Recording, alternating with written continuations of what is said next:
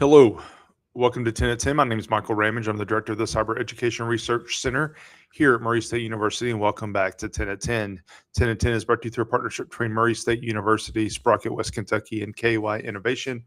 Welcome back to episode 286. It's an even number episode, so we are looking at the news of the last few days to see what is there that we can do to better protect ourselves, our families, our organizations in cyberspace. So, with that, let's just dig into it. This first article today, I actually find really interesting because it's a question that I have been asked probably 100 times. The question is, do you still need third-party antivirus software on your Windows PC? There was a time when you didn't turn a computer on without installing antivirus software, and we've kind of gone away from that being such a focal point. I had someone the other day asking me about defragging their hard drive, and many of you listening, if you're not of a certain age, that doesn't mean anything to you. But times have changed. But the question is, do we still need that that third party antivirus? And so this article explores that a little bit. A couple of key takeaways that it lists. One is that Microsoft Defender is 99% effective at blocking threats.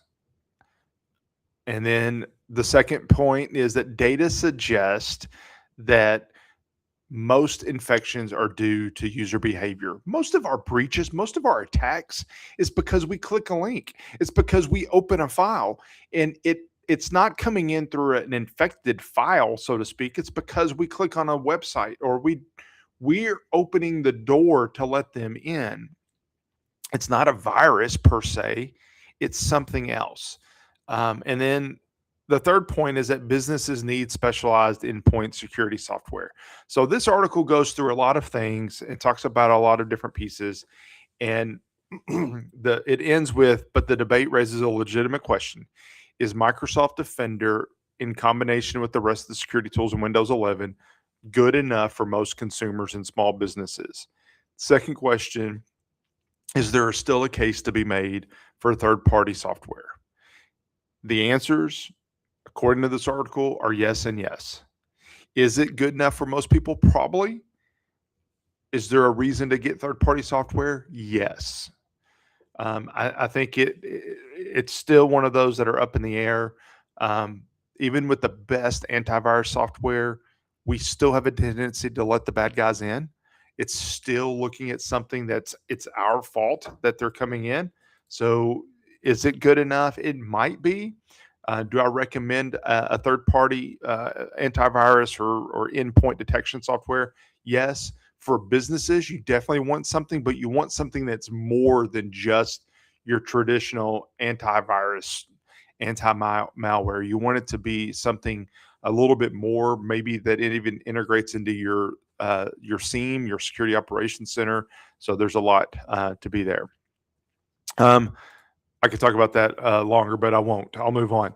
The next story that we're going to talk about is, I don't often talk about Supreme Court rulings, but this is one that has been a thing for a long, long time. So the headline is, the Supreme Court held Monday that constitutional privacy protections extend to cell phone location information, ruling in the case of a bank robber whose identity was discovered through a geofence warrant. All right, so what does all that mean? If if a police officer was going to come into your house and to search your house, they have to have a search warrant. You have Fourth Amendment protections. They're going to have to get a warrant to come into your house. What about your phone? If my phone is physically in my possession, then they're also going to have to get a search warrant to get my phone and search it. What about your data that's online? What about the data that's owned by your cell phone company? What about the data that Google has on you? Does that Fourth Amendment protection apply to those locations? And it gets a little more complicated than just yes, because it's not person, it's a company. So where does that fit? How does that apply to it? There's been a lot of cases over time where they've looked at, does it apply to a private company? Does it apply to individuals? A company does not have constitutional protections like an individual does.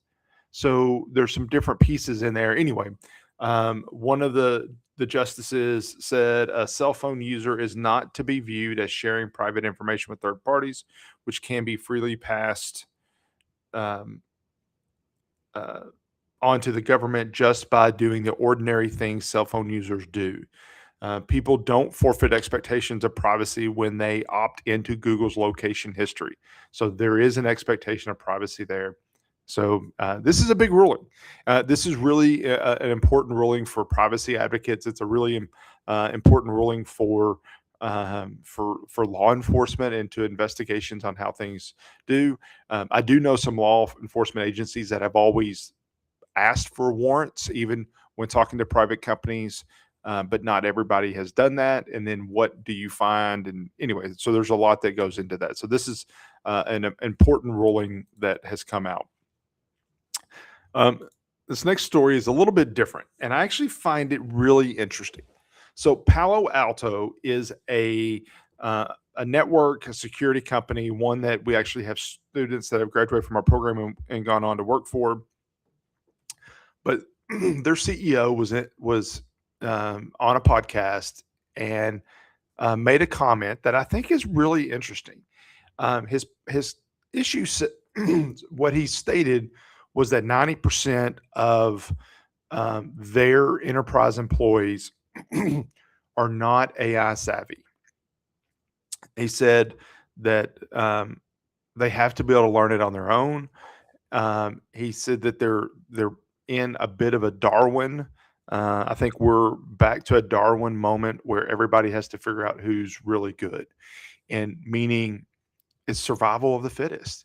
In your as an employee for a company right now, you're really at a moment where we have to think about: are we going to evolve and adapt to this AI world, or are we going to fall behind?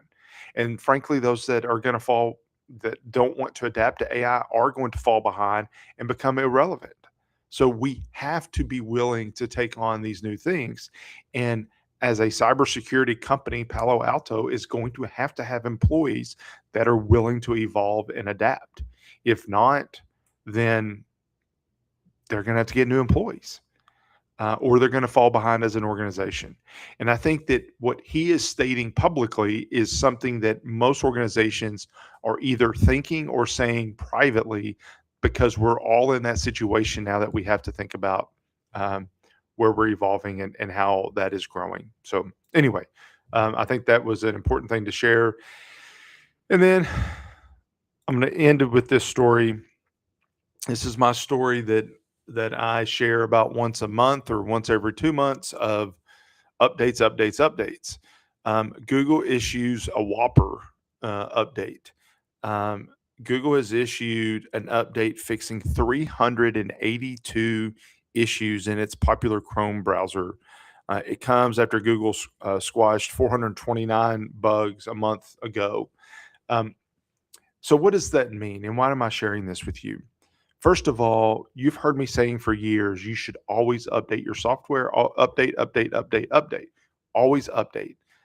But it is more important now than ever that you do that, because there are 382 issues that are known by Google that create a security problem within Chrome.